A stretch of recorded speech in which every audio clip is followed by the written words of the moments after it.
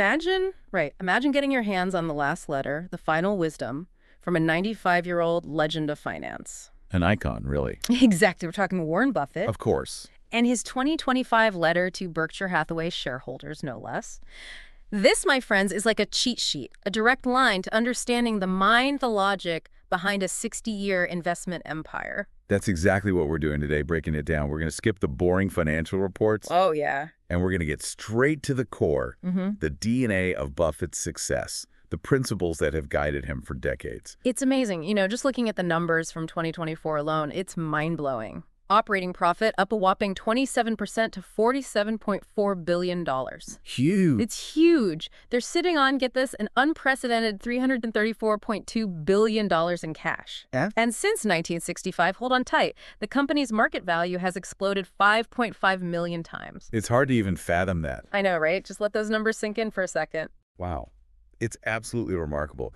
But what's really fascinating here, and maybe even more insightful for our listeners, is that it's not all just sunshine and roses.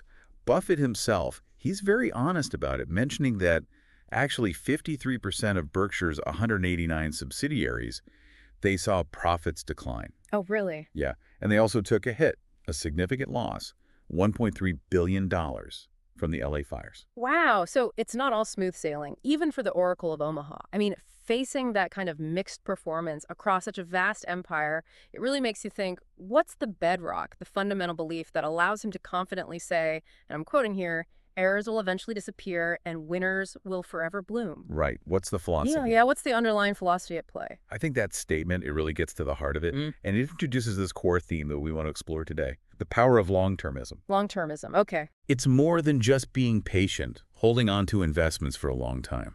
It's a deep conviction, a belief in the enduring strength of well-run businesses, and the willingness, the guts, really, to ride out the short-term ups and downs, the inevitable fluctuations of the market. So let's dive into this long-termism in action. Here's a fascinating point. Buffett, he's holding on to this mountain of cash, over $334 billion, yet at the same time, he's been net selling U.S. stocks for 9 quarters straight. What's going on? 9 consecutive quarters. Yeah, it's a head-scratcher for some. But what's really insightful, we can learn from this, is that Buffett's not swayed by the pressure, the noise, just throw money around. To just spend it. Right, exactly. He's sticking to his principles. He's prioritizing capital preservation, waiting patiently for the right opportunities, those that fit his strict criteria. It's a testament to his incredible discipline. And where his investments are concentrated, that just reinforces this point. Boy, it's laser focus. Laser focus. So a huge chunk, 71%, of Berkshire's massive portfolio, it's all concentrated in just 5 major companies. 5.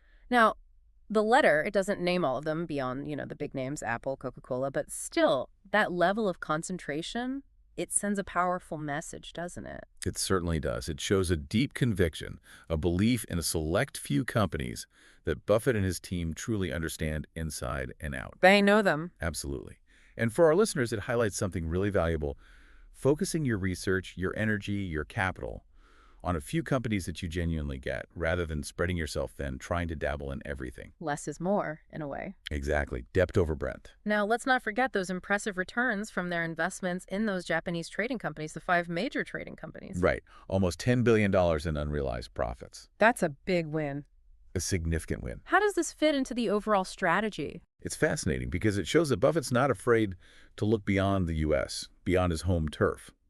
He's willing to go global when he sees value, when he finds management he can trust. Makes sense. It's a lesson for everyone listening. Yeah. Don't limit yourself geographically, but remember, always understand the business, the fundamentals, before you jump in. So we see this massive cash pile, the selective selling, the concentrated bets, both in the U.S. and internationally. What's the common thread? What's the underlying investment philosophy that connects all these dots? The core principle, and Buffett actually says this in the letter, is to rather miss a trend than abandon the margin of safety. Interesting. It's about prioritizing safety, protecting yourself from the downside, investing in sensible prices, even if it means, potentially missing out on some of those hot trends, the speculative frenzy that the market sometimes gets caught up in. Right. So it's about building a strong foundation. Exactly. A solid foundation rather than chasing the latest fad. And we see this cautious approach reflected in his specific picks, too. Everyone's buzzing about AI, crypto, the next big thing. But Buffett, he's been increasing Berkshire's stakes in oil companies and Constellation brands. Wine and spirits, right. Exactly. Why this focus on the seemingly less exciting sectors? It circles back to what we've been talking about. He invests in what he understands. Right. Makes sense. These are industries with long histories, predictable demand, business models that Buffett and his team, they can analyze with confidence. It's a great reminder for all of us. You don't have to chase every shiny new trend to find good investments. Sometimes the best opportunities are right there in the businesses we interact with every day. The everyday things. The everyday things. Okay, let's switch gears and talk about Berkshire Hathaway's secret weapon, their bedrock of strength, the insurance operations. Now, for anyone tuning in who might not be an insurance guru, can you break down this concept of insurance float? Sure. Imagine this. You pay your insurance premium. That money, it sits with the insurance company for a while, right? Before any claims are paid out. Right. That pool of money, the premiums they've collected but haven't yet paid out, that's the float. And Berkshire, they get to hold on to this money invested.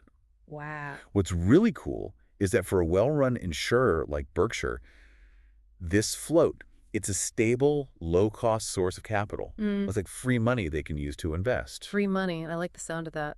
And that float, it's grown massively over the years. Yeah, hugely. It went from $46 billion to a whopping $171 billion. And what's really remarkable, and this is a key insight for understanding Berkshire's success, is that Buffett himself, he calls this float essentially zero-cost capital, the fuel for their investment engine. He even calls it a perpetual motion machine for investment. Perpetual motion machine. That's a powerful image. But the letter also talks about a big challenge for the insurance industry. And by extension, for Berkshire, right, the elephant in the room, climate change. Yeah, and the rising risk of extreme weather events. It's a growing concern. Yeah, absolutely. The letter acknowledges that insurance payouts increased in 2024 because of extreme weather. It's a very real impact of these escalating risks. And it raises a question: how does a company like Berkshire, so deeply rooted in insurance, navigate such unpredictable, potentially costly events? Right. With these rising risks, these potential massive payouts, what's Buffett's take? Is he sounding the alarm, or is there a more strategic, long-term approach? He's very calm, very pragmatic. He knows that disasters will happen. It's inevitable. But he's confident in Berkshire's ability to underwrite well, to manage these losses effectively over time. It's that resilience through sound principles again. That makes sense. Now, the source we're looking at, it highlights some hardcore insights from this letter specifically for Chinese investors. But even though it doesn't talk about, say, AI or semiconductors directly, there are some key takeaways that I think are valuable for anyone, anywhere. Absolutely. What are some of those nuggets of wisdom that our listeners, wherever they are, can apply? There were three really powerful insights that stood out. The first one, it's about combating the noise. Despite the fact that a big chunk of Berkshire's subsidiaries saw profits drop, the core holdings, the high-quality assets, they kept performing well. The lesson here is to focus on the fundamentals of what you own and not get swayed by the short-term ups and downs or the negative news. Tune out the noise. Exactly. What's the second insight? The second one is about wisdom in correction. Buffett, he admits openly to making 16 mistakes. And what's important, he took action to cut his losses on those underperforming assets. So he admitted he was wrong. He did. And it shows the importance of being objective, being able to say, hey, I messed up, and then taking action, cutting your losses quickly, instead of stubbornly clinging to a sinking ship. Takes courage, doesn't it, to admit you were wrong? It's a good reminder that even the best investors, they're not infallible, they make mistakes. Okay, and the third takeaway. The last one is about the power of systems. The success with those Japanese trading companies, it wasn't about picking the perfect stock, a stroke of genius. Buffett attributes it to management integrity plus capital allocation rules. It shows how important it is to have a good process, solid principles for making decisions. That can often be more reliable than trying to predict the next hot stock. It's about having a framework, a system in place. Exactly. Okay, as we wrap up our deep dive today, we can't ignore the topic of succession, right? Buffett's legacy, his new book, Berkshire's 60 Years, it's coming out at the shareholder meeting. That's right. I'm sure it'll be full of wisdom and insights. Definitely.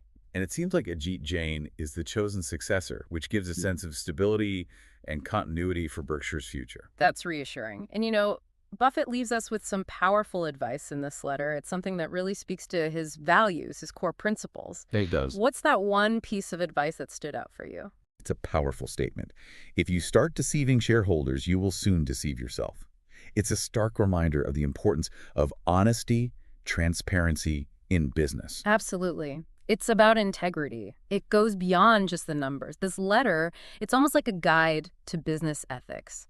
It shows that trust, honesty, they're the foundation of lasting success. It's about building something that endures. Exactly. So as we bring this deep dive to a close, we've looked at the impressive results, the challenges, the unwavering commitment to long-term thinking, and the emphasis on ethical behavior. But let's leave you, our listeners, with a final thought. Think about this. How can you apply this idea of prioritizing long-term stability, that peace of mind, that ability to sleep well at night, not just to your investments, but to other parts of your life, your business? What choices can you make today that might not give you the fastest or most dazzling results, but will ultimately contribute to greater security, resilience, and peace of mind in the long run? It's something to ponder, something to consider beyond just the realm of finance. Food for thought.